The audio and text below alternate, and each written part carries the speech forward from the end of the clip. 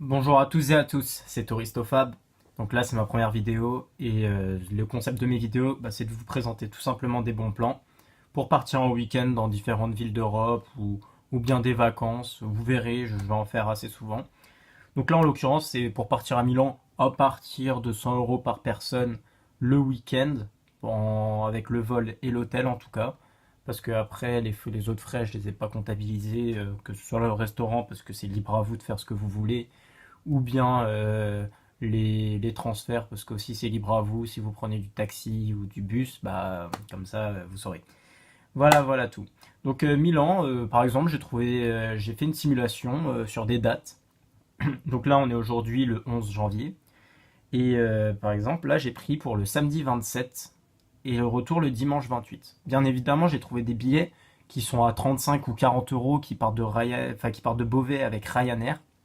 Mais là, vous partez le matin et vous partez le matin. Donc vous faites matin ou soir matin, ça dépend.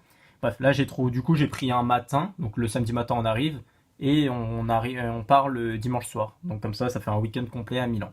Milan, bien évidemment, capitale de la mode, Italie, pour ceux qui savent pas, on ne sait jamais. Voilà.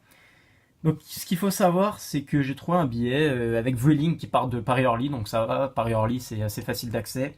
70 euros l'aller-retour par personne avec Vueling, donc c'est assez sympa, c'est un bon tarif. Ensuite, faut savoir qu'à Milan, il y a trois aéroports. Oui, ça c'est compliqué. Donc il y a Malpensa, donc ça c'est celui où l'avion que j'ai trouvé à 70 euros va atterrir. Il y a Linate et il y a Bergame. Donc il faut savoir que dans ces trois aéroports, il n'y a aucun souci avec les navettes qui vont de l'aéroport à la ville. Mais si vous prenez un taxi, sachez que les taxis sont très chers à Milan et que certains taxis sont réglementés. Donc il faut que vous preniez un taxi blanc, de couleur blanche, qui est autorisé à circuler dans le centre de Milan, car tous les taxis ne peuvent pas le faire. Voilà. Donc au niveau des navettes, ce que j'ai retenu, c'est qu'il y en a une toutes les 10 minutes, voire toutes les 20 minutes en fonction des heures où vous arrivez. Donc là, franchement, il n'y a aucun souci. Mais les temps de transfert, c'est environ entre 50 minutes pour Malpensa. Donc Malpensa, c'est l'aéroport où arrive l'avion où j'ai fait la simulation. Pour l'INAT, c'est 20 minutes. Et pour Bergame, c'est 1 heure. Donc voilà, là, c'est les informations par rapport au transfert. Ensuite, le coût d'un transfert avec un bus, c'est généralement entre 5 et 10 euros, je pense, par personne. J'ai vu sur internet, il y en a qui mettent 10, il y en a qui mettent 5, ça dépend de ce que vous prenez ou quoi. Voilà.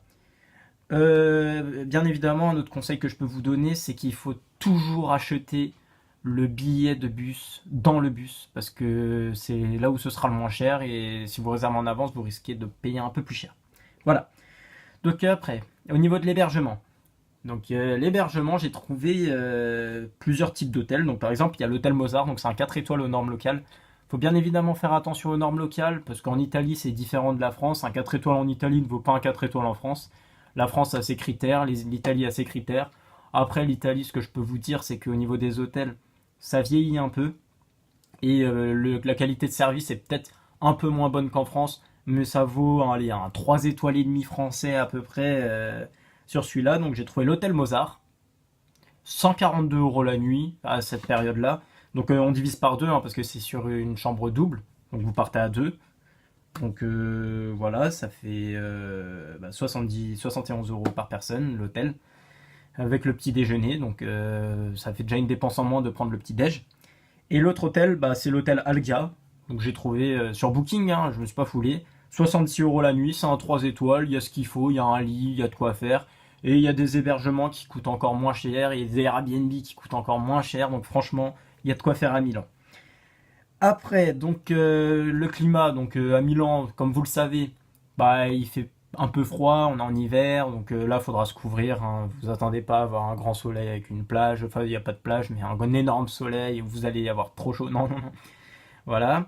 Le temps de vol, j'avais oublié de vous le dire, c'est à peu près 1h15, 1h30. Donc ça va, c'est pas très long. Et puis, ce qu'il y a à faire à Milan, donc qu'est-ce qu'il y a à faire à Milan? Le tableau de la Seine, qui est très connu, c'est dans l'église Santa Maria. Et conseil très important, réserve en avance pour éviter les longues files d'attente pour voir ce tableau. Puis après, si vous voulez vivre dans la tradition, la tradition milanaise veut qu'on prenne un verre lors des happy hour dans les bars. Il y a plein de Milanais qui vont dans les bars le soir entre 18 et 21 heures. Ensuite, il y a les colonnes de San Lorenzo, des choses antiques, le Duomo, donc la cathédrale, la galerie Vittorio Emanuele II.